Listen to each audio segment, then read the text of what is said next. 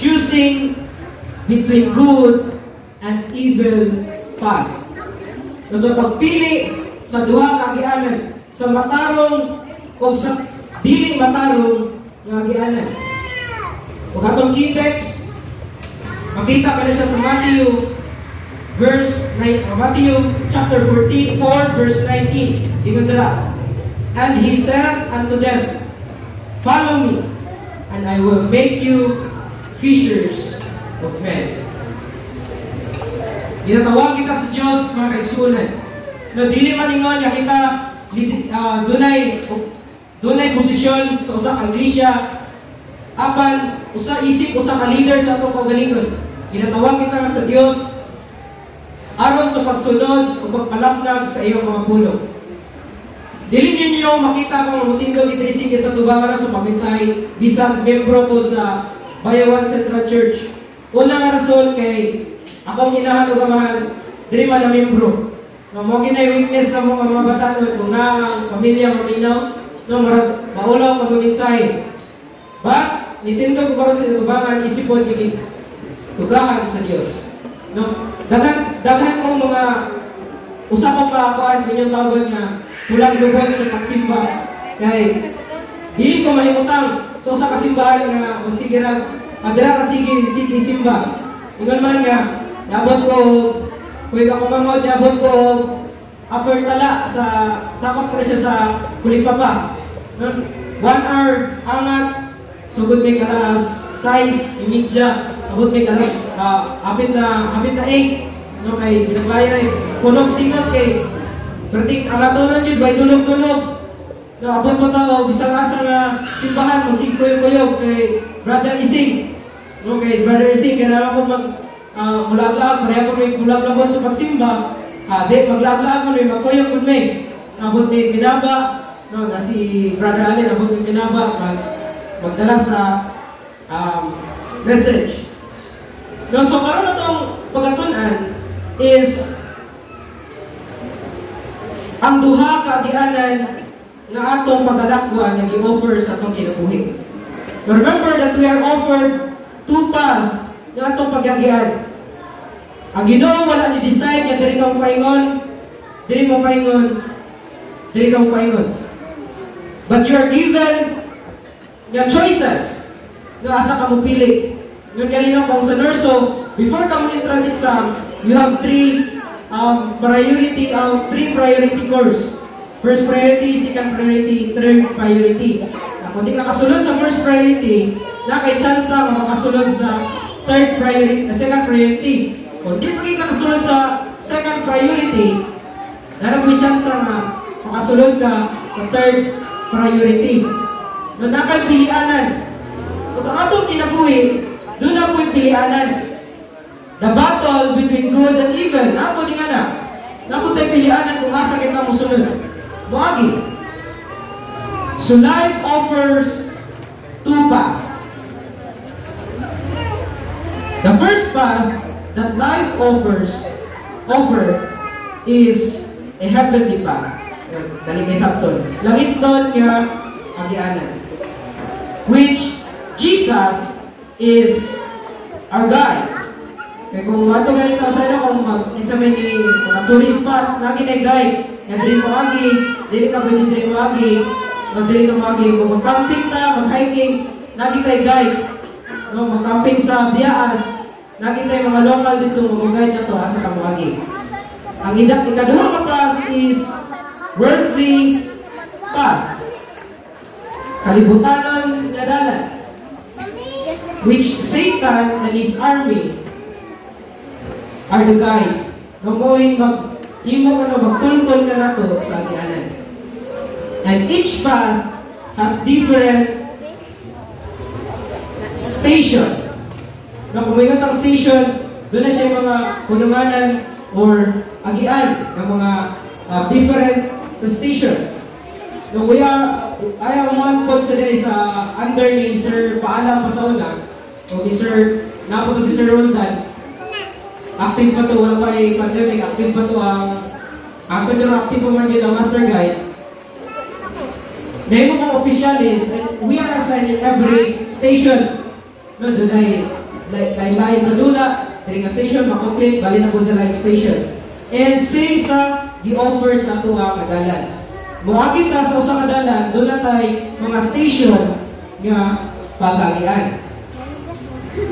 So una nga part is dunay ibutan na ko diri, dunay 5 ka station nga atong agion. 5 ka station.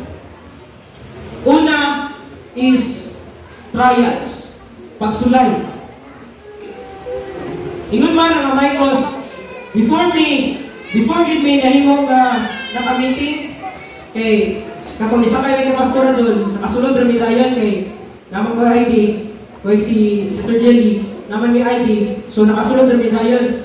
Si Sir Alan kay ulahit man kay gipapalit man siya ni Pastor John og manok o para paliot to. Pagsulod niya sa guard, gihulong siya kay kanang dili siya ilado sa nurso. So ako sa gi-adto, ingani pamagi nga mag-meeting kay handa ko o sa revive sa organization. So ang guard dunay siya adto sa mo sa SAS department. Sa SAS department mangayo og letter. Adto ko sa SAS department ni tuko dito og 20 minutes or 10, 15, yan na. 15 minutes kay pagpag-ingan niya kung sa may yung buhaton ay serve mo. Ang requirements sa organization pagpa-register is mag-elect yung set of officers. So namin dili ko yung among pastor kay mag-elect yung officer. So tingnan niya ganing-ganing dili pwede, dili pwede. Maghimo mo election, ito mo sa gawas.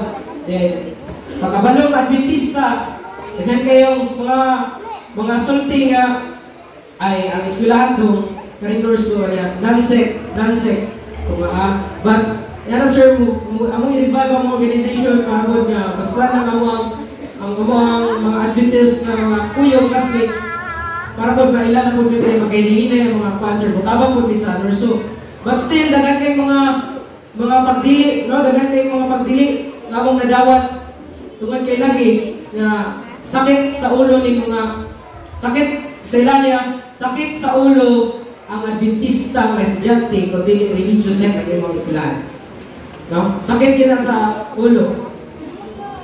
Ang uban ni department, kung mabalaan ni Adventista ka, is ipasa-pasa ka nila laing. Hindi sila ganan, problema nimo, kaya pag-abot o klaseng Sabado, pagpakatuig sa Norso, more na lang lihukod. Ingon gani na uban nga, dili ikabaylo ang kadaghanan sa gamay ra mong Adventista. Kung gamay ra man nga Adventista gyud, dili ko ikabaylo ang kadaghanan. But still wala na discourage yung padayon. Ingon man nga ni hawak ni sa nurse ni gawas bank ni sa gym at bank. Dito may nag-elect og officers. Ulan kay tawadawa nga pag-ampo. Ya dugay kayo kartas ang pag-ampo kay duwa man sa ni Pastor Alan. Pagka mata ni December, naligo na siya tubig o singot. No, kay katulog man. But still, uban sa tabang sa Ginoo, nahimo kita. Pagsulay, ang first station nga atong pagalakwan, kung mo agi kita sa unang agianan, which is ang heavenly man. No, ikaduha, obstacles along the way. No, mga obstacle, mga ihatag na babag, samtang ikaw nagalakaw. Personal experience, no, labot na mga classmate, kinamit ito Nidoon ni Aliaben with the printed letter na signed by Attorney Norman Sabdao. No? Attorney Norman Sabdao. Ay, kato siya nga gihatag na letter is dapat to si Pastor Jason nato.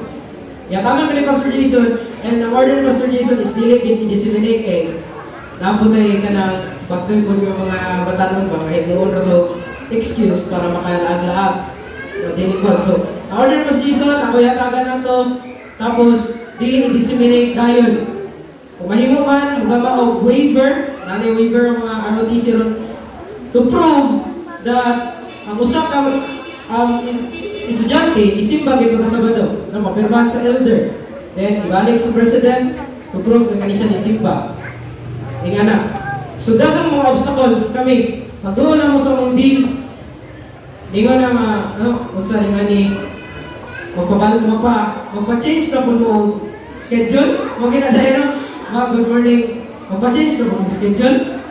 Atong muna, second year, nadala pag itong hamyaw kay among instructor naraman sa sunod sa Nurso. Karon kay instructor part-time, so di gid hamyaw. Kay kung klase po may gabi, yung 2 ka subject niya, 4 ka oras, usugod may alas 7 media, mahuman po may alas 12 na po dapit.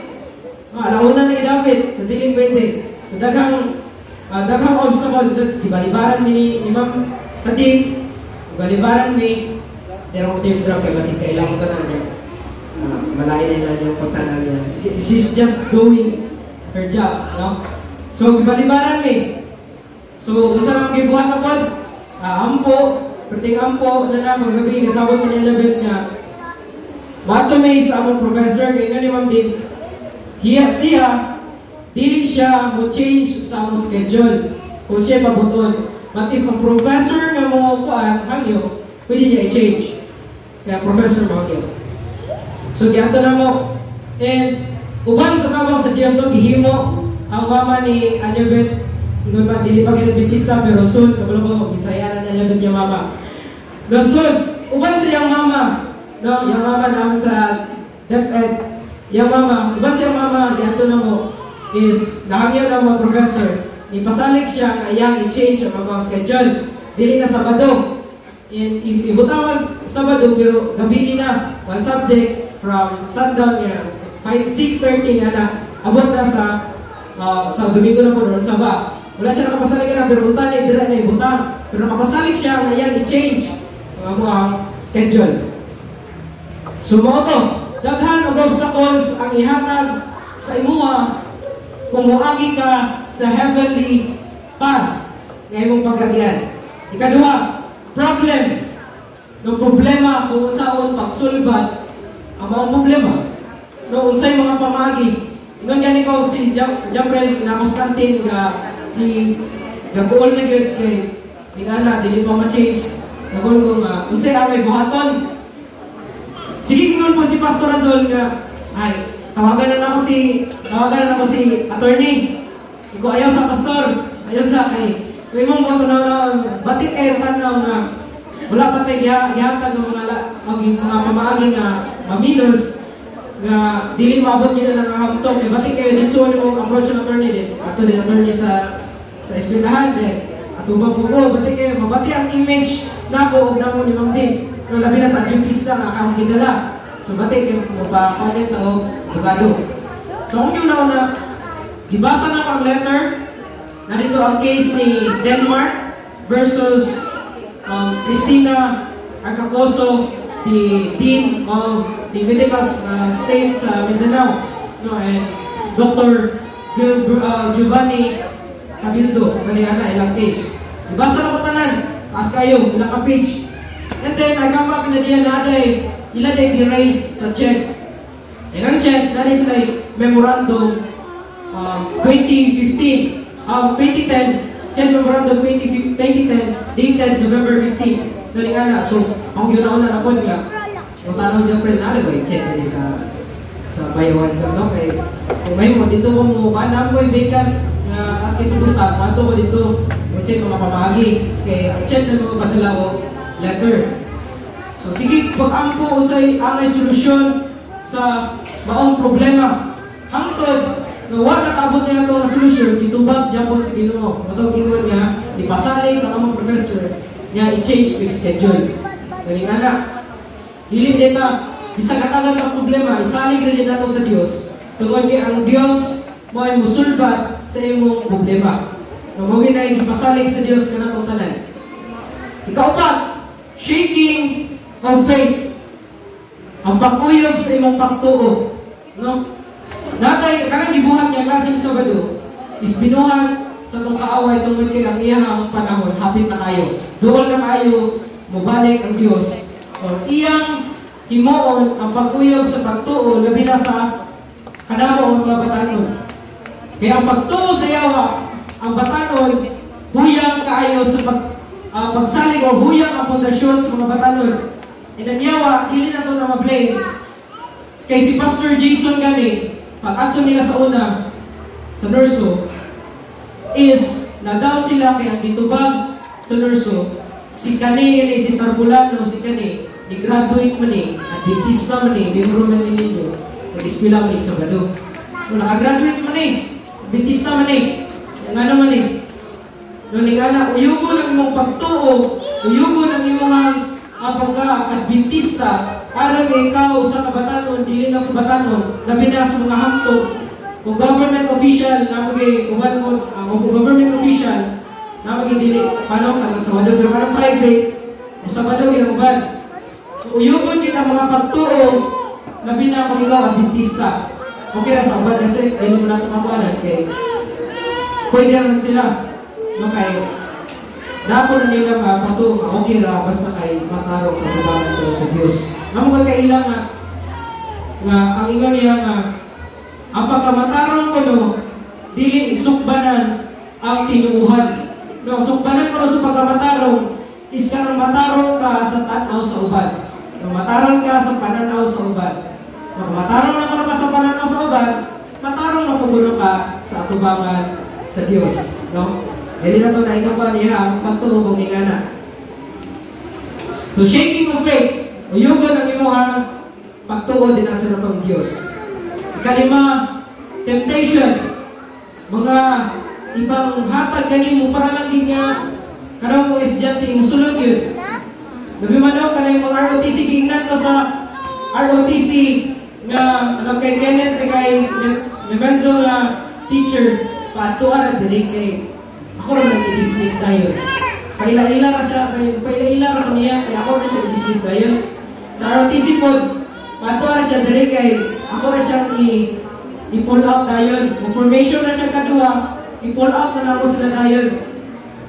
So akong explain nga, ang letter ma'am kung mabasa it contains nga, the worship of Adventist starts from Friday sunset up to Saturday sundown.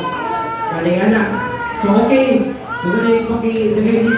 exchange yung mga inistoryahan. Hantod nga, the okay lang ROTC o lang si Nevenzo. Si Nevenzo, believe ko niya kay wala siya nagsalig o ganagaling na yung tabang niya.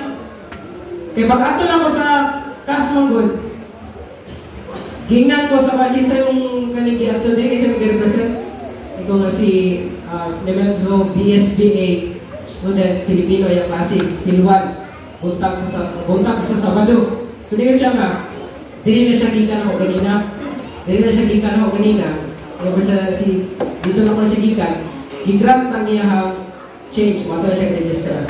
No, sama ni Nevenzo, dili siya magsalig, ay, okay na dahil yato para nato, magpayahay na ako.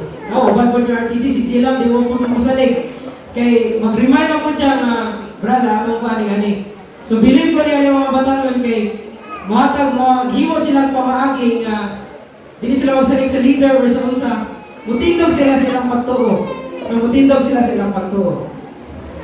So, mo ang 5 ka-station kayo mo agyan. Napag-una-una na mga kay 5 ka-station, wato kag langit, pero imo agyan, puro kasakit.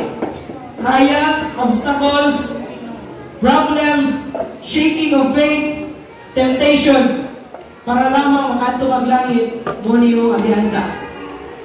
Contradict sa ikaduhang agyanan kay hatag o gi-offer sa tuwa.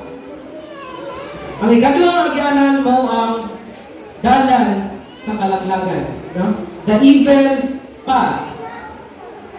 Ingon diri na ay upat ka station, na less ang station ay sa ikaduhang agyanan. Una is freedom of enjoyment to worldly things. No? Kagawasan sa kalipayan sa kalibutanong mga buta.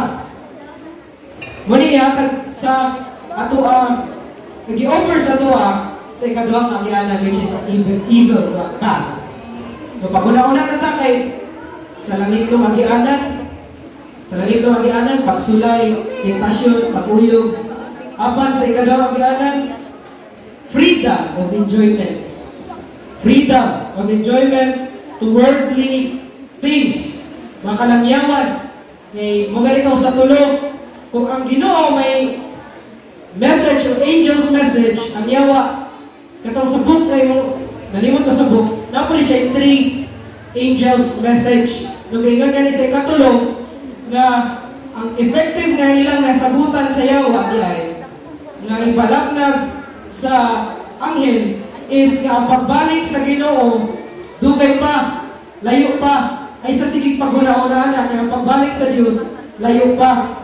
Muna kita, gignata sa yawa nga napatay kagawasan sa pag-enjoy, napatay paglangyaw-langyaw, pag dula, matag Sabado, pag suroy-suroy, matag Sabado, tungkol kaya ang pagbalik sa Diyos, ingon ang yawa, dugay pa kayo, huwag daghan pa, wala kabulong na, dugay pa magbalik ang Diyos.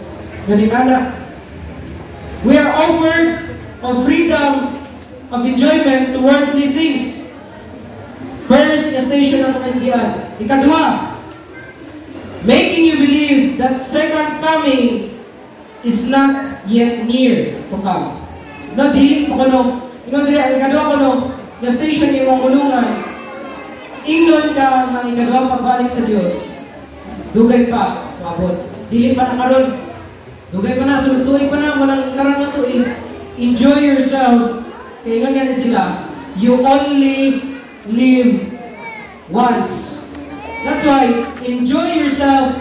Katagig ka-fulfillment ang iyong kaugalingon, kay kausara ka mabuhi. Nga mulay, mindset sa uban, nganong mahulog sa kalaglagan. Ikatulo, the third station na ihatag, i-offered sa second pa, is to convey you that praising God is enough. Praising God is enough from ano? Pagambahan, pagsimba sa Diyos is only enough. Nung wala na gingon sa yawa, ang yawa dili mingon nga ang pagsimba sa Sabado sayo. Nga ang pagtuo sa Biblia sayo. But ang yawa mangata ko mga alternative nga message nga mo ingon, okay na isimba na bitaw ka. Okay na imong ginuhatan, isimba na bitaw ka. Okay na nang imong commitment o imong interaction sa uban as long as ni praise ka sa imong Ginoo. Okay na lang dili ka mo appeal sa mga activity sa simbahan. Kaya ni mensahe, hindi na ka mo appeal sa mga mensahe, activity, tungod kay ni simba naman ka. Ni praise God, nag-praise naman ka sa Ginoo. Naghatag na mga pagdaig sa Ginoo. But sa iyong mindset, no? Ang Ginoo ningon ng pagtuo, kung wala'y buhat, patay. So wala. Dapat, kung praise ta sa Ginoo, we must reflect it in our action and our interaction sa atong isig katao. That's why ganing pag magawas ng simbahan, ginahatagan ng mensahe nga, pag magawas ng simbahan, atong nabalaan nga lesson is ang atong i-preach sa atong isig katao. Kung galing natin evangelism, atong first Sabbath is tackled about evangelism. Now, Michael, the PCM, is contributing to evangelism work of God. Now, that's why natin mga programa ngayon gihanay alang sa evangelism sa pagpalaknag o paghatag ng mensahe sa uban. Ikalima, false doctrine. Masayop ng mga pagtulunan. Daghan kita mga pagtulunan gani o mga pagtulunan even ang atong Bible, no, daghan kay nang gawas nga sayop ron. Kung nakatuog mo 2022 or 2023 ni-release tong katong Bible nga para sa mga batanon o millennial nga Bible nga ang Song of Solomon is puro mga banat, puro mga hugot lines. Puro mga hugot lines. And pag-survey po, ang igawas po sa survey is daghan ang i-okay tungod kay sutabon sa mga millennials. Nung giwala ang kabalaan sa Biblia, Wingon man na imo nga na-change ang mindset sa mga tao, kaya ang Biblia ko nung bagong na-produce is, dili mo ko na siya, wala mo ko na siya gitudlo nga daotan, ang gitudlo mo niya, makaligaw, maayo, o pang-millennial, ginadating. May mga hugot, mupalit pa ito ang Biblia, na siya'y hugot dito sa mga higugmaay, hugot sa love, mga tambag ko nung pinaagi sa balak. No, ang balak, kalibutanan kayo ng pagsulti. No, daghan ang mga ning-ana, ang i-offer, ikaduhang kagianan. The false doctrine. Lies became truth, and truth became impossible. Dili ko mingon nga lie kay ang yawa di magina mo ingon nga nasa Biblia sayo. Apan himuon niya nga nasa Biblia is imposible nga may tabo. Okay? Namang mindset sa banong nga. Sabot sa pulo ka sugo. Yan kay tao raman ko. Katang sa crusade na mo sa may banga. Dito sa mga bata buli-buli. Nayo sa kalalaki dito, hamtong, ingat siya nga, ang pulo ka sugo is importante.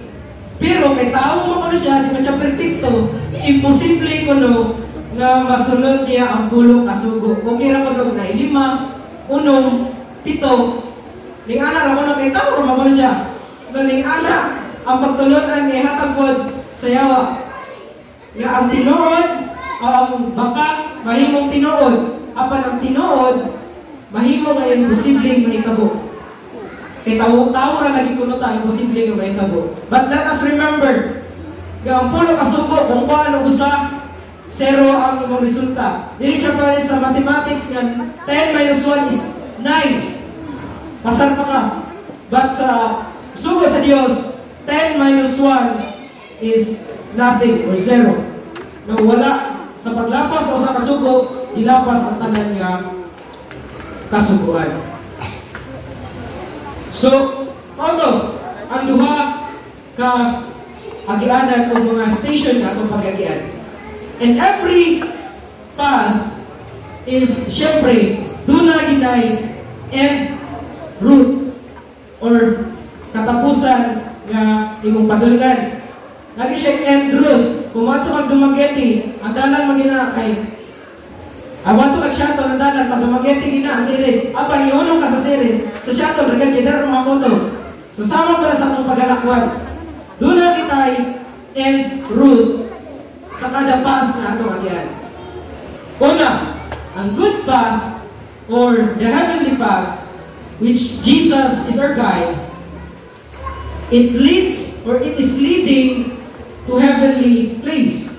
So, dali kayo kay langit no agyanan. So, atong padulngan, langit no puloy-anan. That is the end road of heavenly path or good path. Ingat na sa Desire of Ages, page 224, according to Mrs. White, God never leads His children otherwise than they would choose to believe. If they could see the end from the beginning,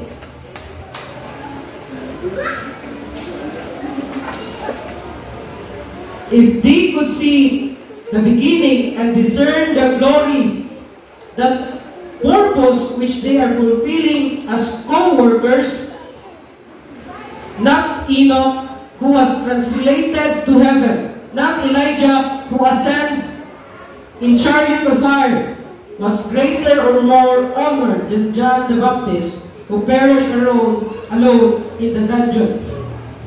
Unto you it is given in the behalf of Christ, not only to believe on Him, but also to suffer for His sake. And all the gifts of heaven can bestow upon men. Fellowship with Christ in His suffering is the most weighty trust and the highest honor.